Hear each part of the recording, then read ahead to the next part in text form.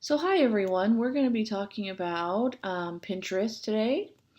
Pinterest is one of my favorite websites that you can go to for if you are teaching, if you are anyone. It is absolutely free. And what I do is if you go over here, this is mine, and I have all of these saved categories, and I can create a new board anytime I want to, and you can as well. So I have one for home, my style. Of course, I'm crazy about coffee. And then I have my teaching one here, although now I cannot find where it is. So I have teaching right there. And what you do is you go through all of these pictures that connect to websites and other important information, and you can collect them in their own little category. So, for instance, I have a teaching category, um, and you can make any kind of category you want about what you are passionate about or what you love. And so I have teaching, and I have all of these neat ideas for my classroom one day. I've only been a long-term substitute teacher so far for 3 different assignments. So I haven't had my own classroom, but when you go on Pinterest, you can look up so many ideas of how you can decorate the bulletin boards, classroom management. You can teach kids, like for instance, you can go on here and you can look up many things that I have, such as the hero's journey. That is definitely high school English. And it really just helps you have ideas. Here's some great, awesome stories for middle school students. You can, it's basically just helpful for everything or anything that you want help with. Like if you're a new teacher, there's some places you can go to for advice.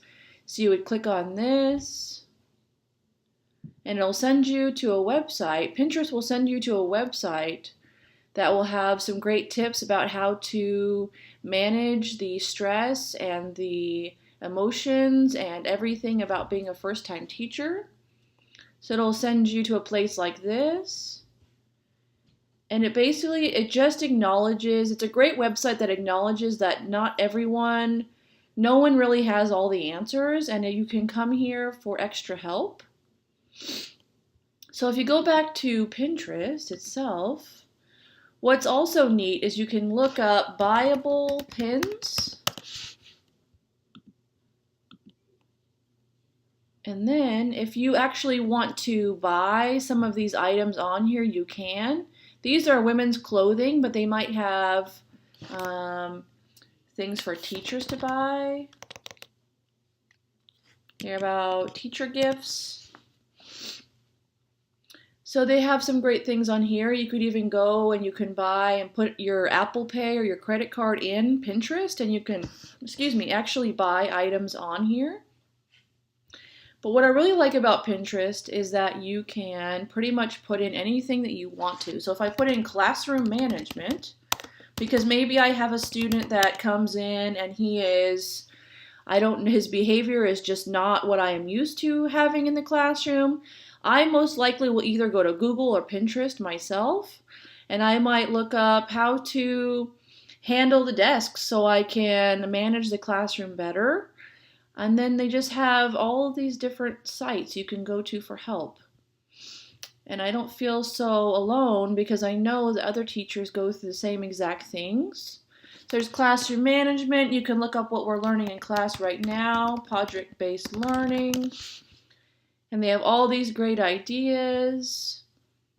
You could build a tiny house. So this comes from Teachers Pay Teachers, but this is utilizing area, perimeter, and geometry. If you are a math teacher, then this would be a great site for you to click on. So it's basically, I would say, a million ideas in one place, which is just very helpful for everyone. So I might put in how to be a high school teacher, because I may have taught middle school for 7 years and then I go be a high school teacher. So I can click on how to be a high school teacher, and it'll give you thousands and thousands of tips on how to be the best teacher, or how to teach students to write argumentative essays, because that is one of the hardest things for an English teacher to teach, as you have to break it down step by step. So it'll tell you if you want to gather any ideas from anybody else. It will teach you how to do this. You might already know how to do everything, but what's nice is that you are acknowledging that other people have great ideas as well. And when you are able to listen to other people, it actually makes you a more effective teacher because you are open-minded. How about interview tips for teachers? If you might be having a job interview coming up, this might tell you how to ace an interview otherwise you might not have known unless you were on Pinterest and you might have done this. So 5 questions to ask before accepting a teaching job. So then you'll click on here and it'll send you to another website that will be full of information. And come down here, you can read all of this. And then you can learn from other people other than what you think you know. Other people have actually experienced and have accomplished what you are about to do, and you can learn from those people. So Pinterest is one of my favorite sites. It's definitely effective for everyone, especially teachers, I would say. And what you can do is go home, and you can have, there are things you can about losing weight. There are how-to recipes, anything that you can go explore. You can explore what other people have on their boards. What's also neat is you can chat with people that you know. So these are my 2 sisters here. I can send them a message. I can also, if I know people, I can click right here and I can say, send this particular pin that they might find interesting to that person. So if I say I want to send this picture of a Labrador Retriever, I can say, oh, that is so cute. Let me send that to my sister. And she is going to say, oh, why did you send me that picture of a Labrador Retriever? Or I can send her a message. So it's neat that you can save. If I wanted to save this, then it would pull up all of my boards that I already have, and I might add this to a dog board. And you can always, anytime you have internet, you can get on Pinterest. It is absolutely free for everyone. And what I love about it is you can make everything by category. And you can add anything you want to those categories, and they can be accessible at any time for free. So I kind of see it as Pinterest is my favorite website right now. It is if I'm not on Google, I'm usually on Pinterest, and I think you all love it too. If you're a English teacher, if you're a science teacher, if you are an elementary school teacher, oh my goodness, elementary